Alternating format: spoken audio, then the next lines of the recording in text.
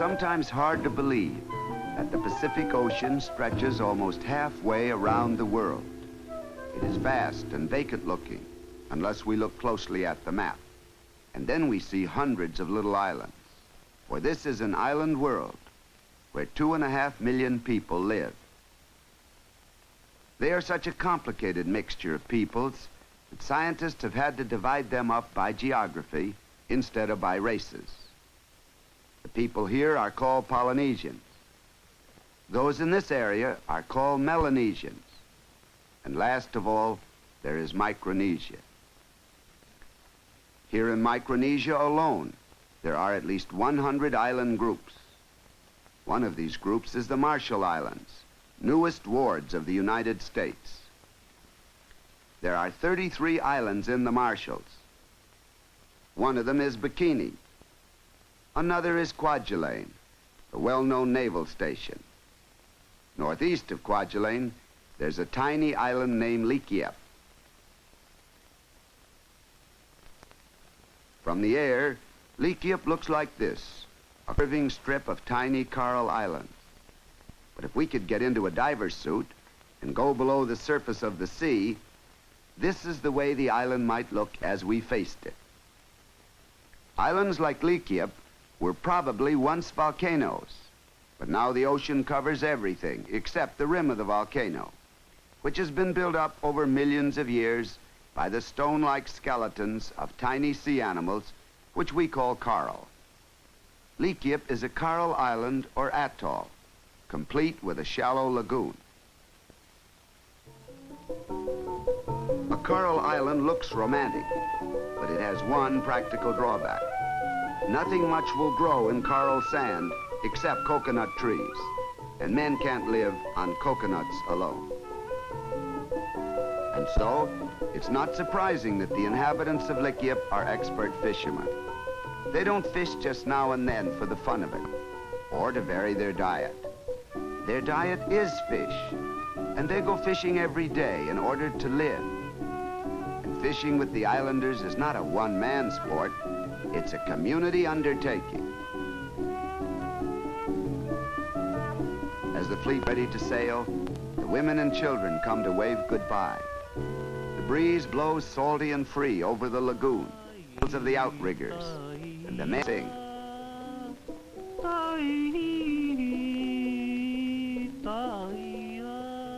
The men who live in Polynesia and Micronesia have long been recognized as experts in the art of navigation. The sea captains of early whaling ships recruited them as sailors because of their great skill.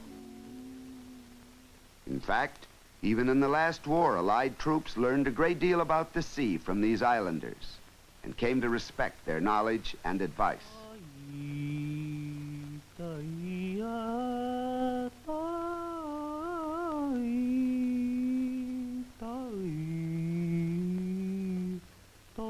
This is the way an islander bails out his boat. And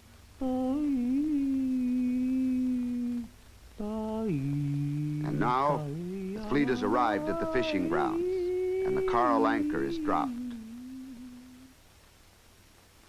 Islanders don't learn navigation by accident. Early in life, boys must learn the direction of winds and waves, to chart movements of sun, moon, and stars, to use strange instruments like this one, to read meanings from the flight of birds and from the color of the sky. Boats are as essential to good fishing as a knowledge of navigation, and so naturally, boat building is an important island occupation. No blueprints or handbooks are used in building these fragile outriggers. This skill, like the art of navigation, has been handed down from generation to generation.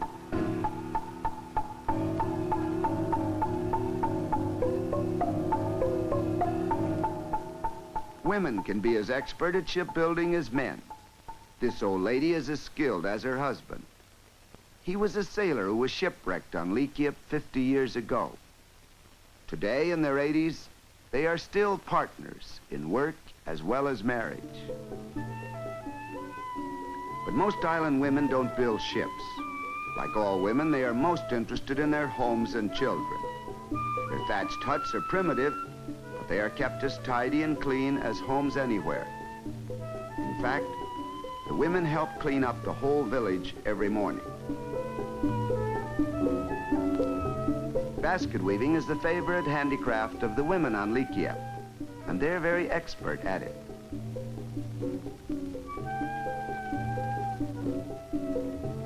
A kitten is a luxury here, because all animals are imported, even the sparse supply of livestock. Animals seldom choose coral islands for a home. Natural food is so scarce that only resourceful human beings can exist on them. Even these baby albatrosses were captured on a more fertile island as pets for the children. And speaking of human resourcefulness, a giant clamshell makes a fine baby's bathtub.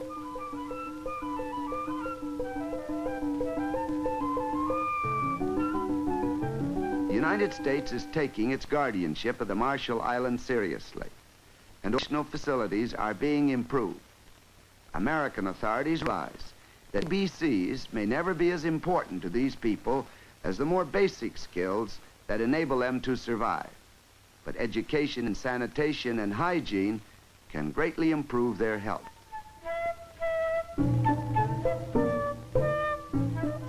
An island boy learns to climb a coconut palm almost as soon as he can walk, for coconuts provide both food and drink.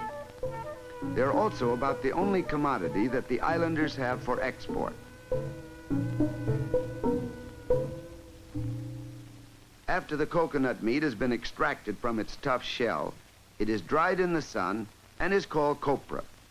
Copra provides a vegetable oil, which is widely used in making soap and medicines. Its present price is only a few cents a pound, and it takes a great many coconuts to produce a pound of copra. But most islanders are too busy seeking food to have much time for the unprofitable business of making copra. Fishing with a net near the beach doesn't usually bring in very big fish or very many, but it's lots of fun, and it calls for real skill too.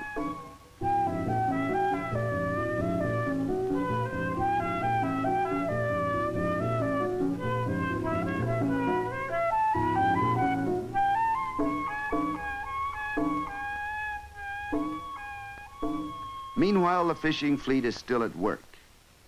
Baiting the hook is a unique process with the island fisherman. First, he shreds the bait with his teeth.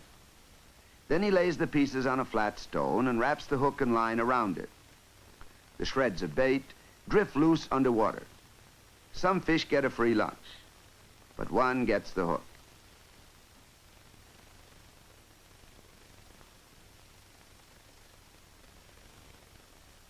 Catching a giant clam calls for a more personal technique.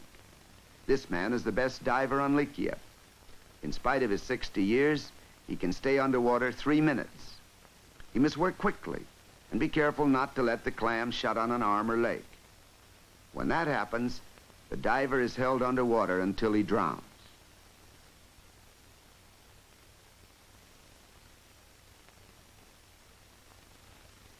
The clam has been caught now, and it's just a matter of hauling it on board. It's a big one, weighing over 250 pounds.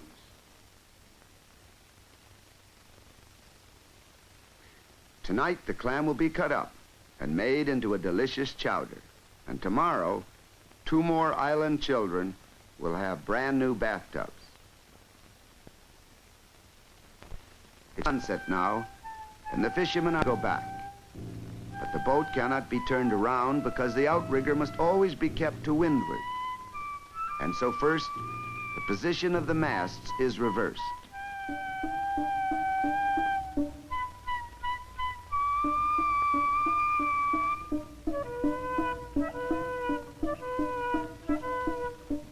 And then the rudder, which is detachable, is placed at the opposite end.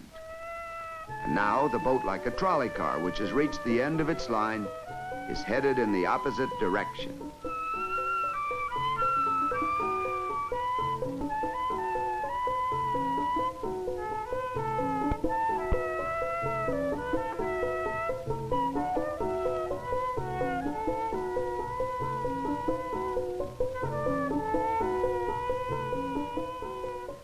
fleet's return is always an event to the islanders.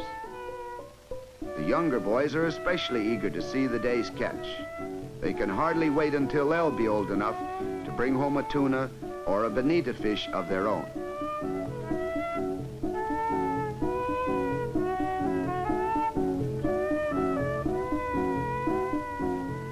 Most people think of South Sea Islanders as pagans. Actually, the greater proportion of them are Christians. Both Catholic and Protestant missionaries began bringing Christianity to the islands over a century ago.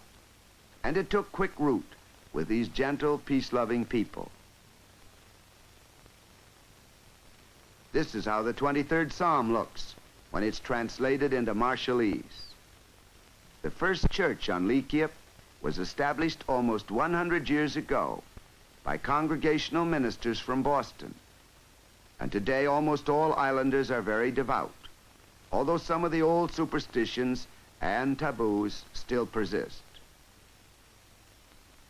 Leakiep has only one contact with the outside world, a small trading ship which was built in Leakiep and has no engines. About once a month, mail and supplies arrive, and then the village council meets. The magistrate is elected by popular vote. Democracy comes naturally to people with strong community feeling. As a result of the Japanese occupation, there are still many problems of rehabilitation to be solved, and always the problem of trading and getting supplies. But while the island councilmen hold their meeting, the young men have other ideas. They go digging for turtle eggs. Like most island sports, this one is connected with getting food, for turtle eggs are good to eat. Even after boiling, the shells remain soft and the contents semi-fluid. Turtle eggs, eaten from the shell, are a delicacy to the islanders. Turtles provide the islanders not only with eggs, but with meat as well. In fact, turtle steak is considered such fine food that once only kings were permitted to eat it. But today everybody can, and turtle hunts are big events in island life.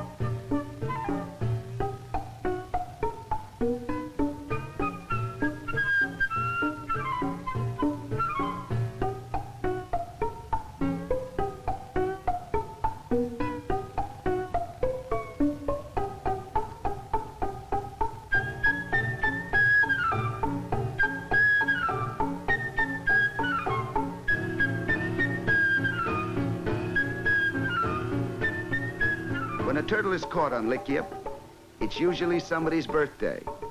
And if it isn't, they have a feast anyhow.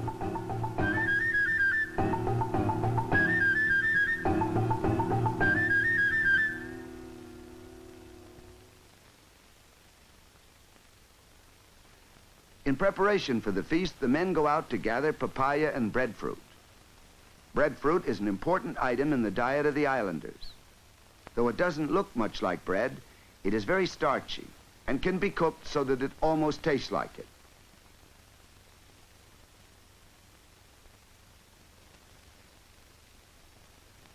Real bread is baked in island ovens. The heat for the oven comes from hot coral stones placed in a hole in the ground, and the oven works on the same principle as a fireless cooker. Wheat flour for the bread has to be imported, but the yeast is homemade from fermented coconut sap. Just before the feast, the village girls play a juggling game with small coconuts. The girl who can juggle the longest without letting the coconuts drop is the winner.